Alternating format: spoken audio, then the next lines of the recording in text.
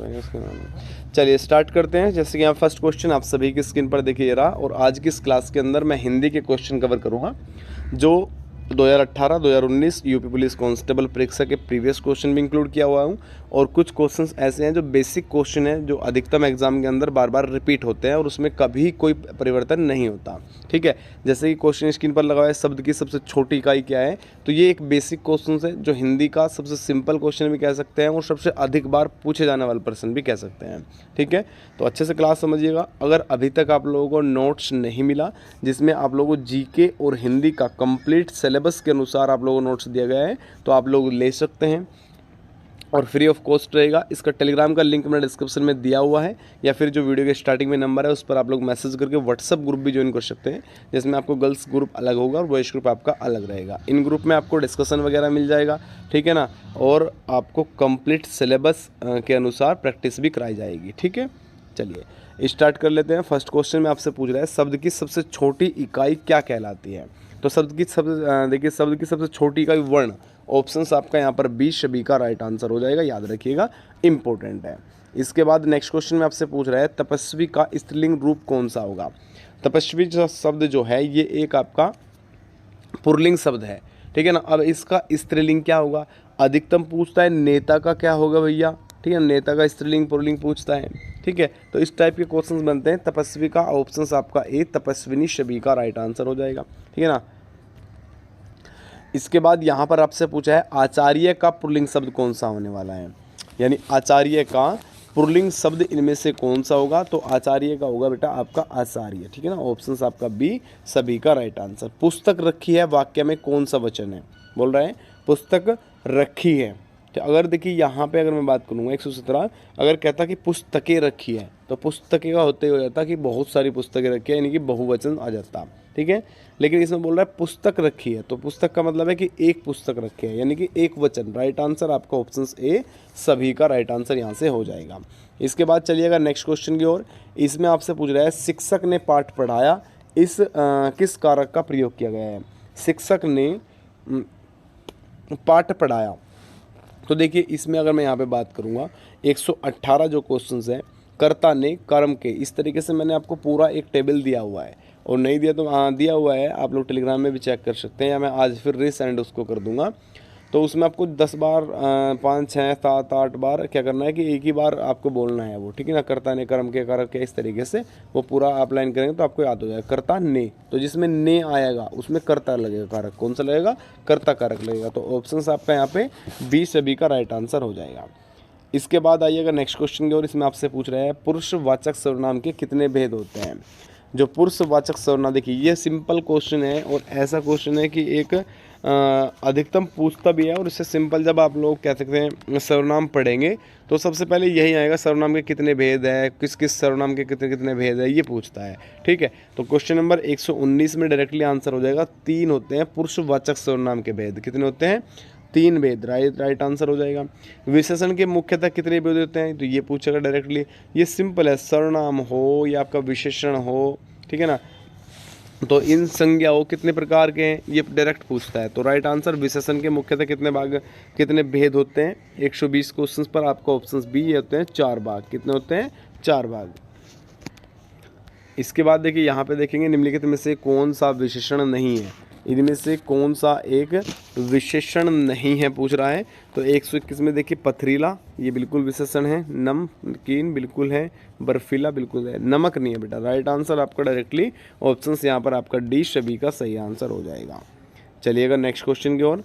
और next question में आपसे पूछ रहा है, किसी कार्य का करने या होने का बोध कराने वाले शब्द क्या कहलाते हैं। तो 122 जब आप लोग हिंदी का PDF पढ़ेंगे तो प्रत्येक चैप्टर में सबसे पहले उसकी पूरी परिभाषा दी हुई है, ठीक है ना। तो उस परिभाषा को पढ़ना अनिवार्य है और उसी से डायरेक्टली क्वेश्चन भी आपके बन रहे हैं। तो 122 में ऑप्शंस आपका सी क्रिया सभी का राइट आंसर हो जाएगा। कौन सा हो जाएगा, क्रिया, ऑप्शंस आपका सी। चलिएगा नेक्स्ट क्वेश्चन आप सभी की स्क्रीन पर। इसमें आपसे पूछ रहा है, निम्न में से क्या काल कहलाता है। इनमें से क्या काल कहलाता है। क्रिया के घटित होने का समय, क्रिया का सामान्य रूप, क्रिया का मूल रूप, क्रिया का पूर्ण रूप। तो राइट आंसर 123 क्वेश्चन पर ऑप्शंस आपका ए सभी का सही हो जाएगा। क्रिया के घटित होने का समय क्या हो जाएगा, क्रिया के घटित होने का समय। इसके बाद नेक्स्ट क्वेश्चन आप सभी की स्क्रीन पर, संस्कृत भाषा ने हिंदी में बिना परिवर्तन के प्रयुक्त होने वाले शब्द क्या कहलाते हैं? तो 124 क्वेश्चन पर ऑप्शंस बी तत्सम शब्द इसमें कहलाते हैं, याद रखिएगा, इंपॉर्टेंट रहेगा। इसके बाद नेक्स्ट क्वेश्चन आप सभी की स्क्रीन पर देखिए, इसमें आपसे पूछ रहा है निम्नलिखित में तद्भव शब्द का कौन सा है? इनमें से कौन सा तद्भव शब्द होगा? ठीक है, तद्भव शब्द के बारे में पूछ रहा है। तो देखिए, तद्भव होता है वो शब्द जो हिंदी का शब्द होता है, संस्कृत होता है वो शब्द जो संस्कृत का शब्द होता है। सिंपल क्वेश्चन है, सिंपल बात है, बिल्कुल, है ना। तो 125 में आप लोगों का राइट आंसर हो जाएगा माथा, सभी का राइट आंसर, ऑप्शन आपका डी सभी का सही। तो समान अर्थ बताने वाले शब्द क्या कहलाते हैं? ये क्वेश्चन आप सभी की स्क्रीन पर है।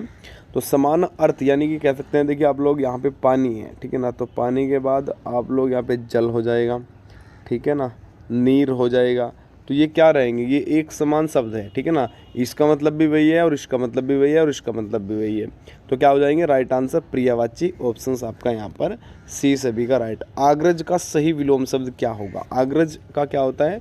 कह सकते हैं यहाँ पर देखिए 27 क्वेश्चन जो आप सभी की स्क्रीन पर है, इसका सही विलोम शब्द पूछ रहा है।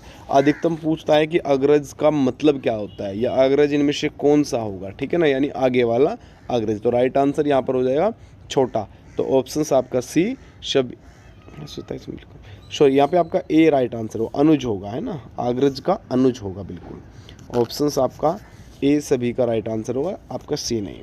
इसके बाद धन का मतलब क्या होता है? अर्थ होगा, कोश होगा, स्वार्थ होगा या अंक होगा? तो धन का जो अर्थ होगा वो आप लोगों का यहाँ पे ऑप्शंस आपका बी सभी का राइट। इसके बाद नेक्स्ट क्वेश्चन आप सभी की स्क्रीन पर, अपने जीवन पर स्वयं लिखी कथा वाक्यांश के लिए एक शब्द बता दीजिए।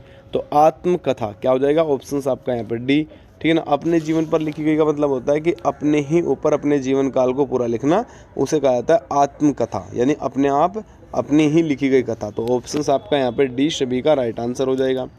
इसके बाद नेक्स्ट अन्न, अन्य। अब देखिए अन्न आपका अलग दिया हुआ है, अन्य आपका अलग, युग्म का सही अर्थ भेद का चयन करना है। अन्न का मतलब होता है अनाज, ठीक है ना, और भैया अन्य का मतलब होता है दूसरा, तो राइट आंसर निकलेगा ऑप्शंस आपका ए, ठीक है ना। पहला जो अन्न है वो हो जाएगा अनाज से संबंधित, और अन्य का यानी अलग कोई, दूसरा कोई, तो राइट आंसर आपका ऑप्शंस ए सभी का सही आंसर हो जाएगा। निर्गुण शब्द में उपसर्ग कौन सा होगा? निर्गुण शब्द में कौन सा उपसर्ग होगा? 131 क्वेश्चन मोस्ट इंपोर्टेंट, ऑप्शंस आपका सी निर सभी का राइट होगा, निर, है ना, याद रखिएगा, निर्गुण में निर। इसके बाद खिलौना शब्द में मूल शब्द क्या होगा?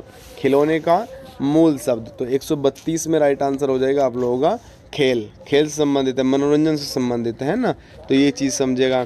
स्वर संधि में किसका मेल होता है? तो स्वर संधि की अगर यहाँ पे बात कर रहे हैं 133 पे, स्वर संधि में होता है स्वरों का मेल। किसका होता है? स्वर का मेल होगा, उसे ही तो कहा जाएगा स्वर संधि, समझे ना। चलिए इसके बाद यहाँ पे आपसे पूछ रहा है उन्होंने कहाँ जाना है, वाक्य में किस प्रकार की अशुद्धि है? उन्होंने कहाँ जाना है, तो इसमें आप लोग 134 जो क्वेश्चन आप सभी की स्क्रीन पर है, सर्वनाम होगा, उन्हें कहाँ जाना है, क्या आएगा? उन्हें कहाँ जाना है, उसमें पूछा कहा गया है उन्होंने कहाँ जाना है, उन्होंने नहीं, उन्हें कहाँ जाना है ये पूछना है, तो सर्वनाम हो जाएगा ऑप्शन से। इसके बाद सामाजिक पद को तोड़ना क्या कहलाता है? सामाजिक शब्द जो होता है उसे तोड़ना कहलाता है समास विग्रह, ठीक है ना। और ये चीज़ समझिएगा, क्रमवाच्य में प्रधान होता है, क्रमवाच्य में प्रधान, तो राइट आंसर हो जाएगा क्रम, ऑप्शन आपका यहाँ पर डी सभी का सही आंसर हो जाएगा। चलिएगा नेक्स्ट क्वेश्चन आप सभी की स्क्रीन पर, जिन शब्दों में लिंग, वचन, कारक आदि के कारण कोई परिवर्तन नहीं होता वह क्या कहलाते हैं? क्रिया कहलाते हैं, वचन कहलाते हैं, अवयव कहलाते हैं या वाच्य कहलाते हैं? तो 137 में अवयव कहलाते हैं। क्या बोल रहा है?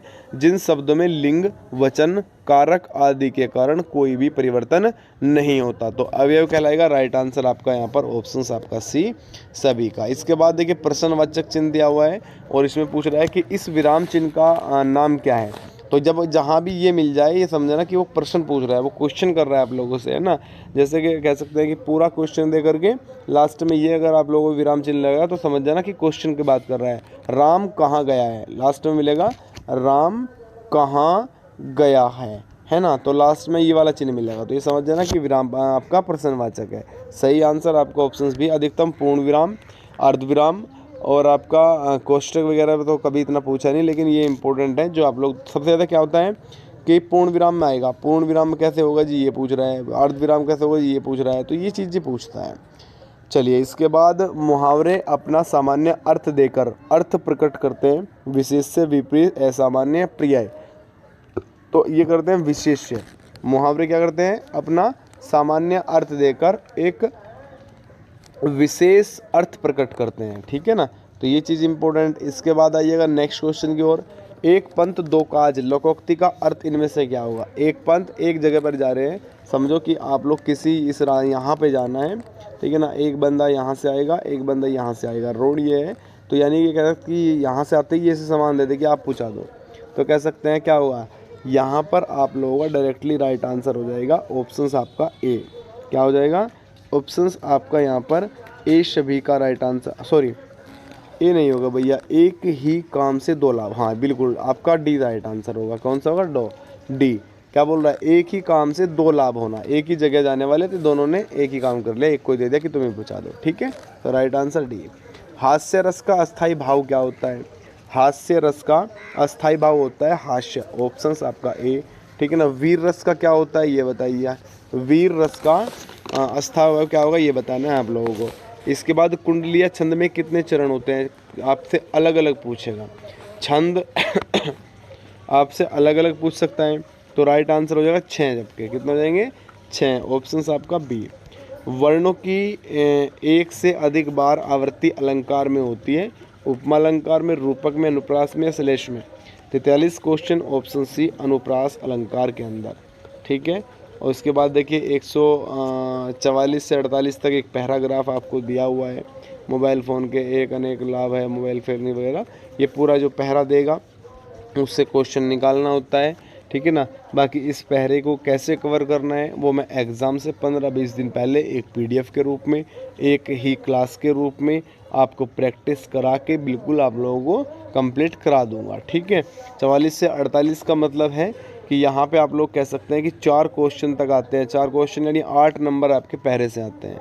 और 8 नंबर एक बड़ी बात है यहाँ पे सिलेक्शन लेने के लिए। यहाँ पे आंसर में पूछ रहे हैं कौन सी कृति महादेवी वर्मा की है। ये 2 क्वेश्चन तो आपसे पूछेगा ही पूछेगा। उर्वशी सबसे ज़्यादा पूछा जाता है, बहुत बार पूछा जाता है, ठीक है ना। 149 क्वेश्चन जो आप सभी की स्क्रीन पर है, इसमें राइट आंसर हो जाएगा यहाँ पर आप लोगों का 149 ए सभी का राइट आंसर, निहारिका सभी का राइट। इसके बाद पूछेगा उर्वशी किसकी रचना है। ये सबसे ज़्यादा इम्पोर्टेंट है, उर्वशी याद रखिएगा, बहुत ज़्यादा इम्पोर्टेंट है ना। 150 में उर्वशी हो जाएगी रामधारी सिंह दिनकर की, ऑप्शंस आपका यहाँ पर डी सभी का सही आंसर, ठीक है ना। तो ये ज़्यादा इम्पोर्टेंट बनते हैं। बाकी अगर अभी तक आप लोगों को देखो नोट्स पढ़ना ज़रूरी है, क्योंकि जो भी टॉपिक से क्वेश्चन आ रहा है वो सभी मैंने इंक्लूड किया हुआ है, उससे बाहर कुछ भी नहीं जाएगा। हिंदी में 37 के 37 आप लोग कर सकते हो अगर आप लोग मेहनत कर लिया, क्योंकि PDF 187 पेज का है, 188 पेज का, उसे कवर करने में आप लोग अगर मेहनत कर देंगे तो उससे बाहर आपका कुछ नहीं जाएगा और बहुत अच्छा एग्ज़ाम आपका होगा। इसी प्रकार GK GS में आपका हिस्ट्री हो, पॉलिटी हो, ज्योग्राफी हो, इकोनॉमिक्स हो, ठीक है ना, UP GK हो, आपका करंट अफेयर हो, तो यही तो पूछेगा, इससे बाहर क्या पूछेगा भैया। तो ये पूरा कवर करा रखा है मैंने, ठीक है। तो अपना पूरा सिलेबस आप लोग ले सकते हैं। टेलीग्राम का लिंक डिस्क्रिप्शन में दिया हुआ है। व्हाट्सएप के लिए वीडियो के स्टार्टिंग में जो नंबर है उस पर आप लोग मैसेज करके ग्रुप वगैरह ज्वाइन कर सकते हैं, ठीक है। चलिए बाय बाय सभी को, नमस्कार, राधे राधे, जय हिंद और जय भारत।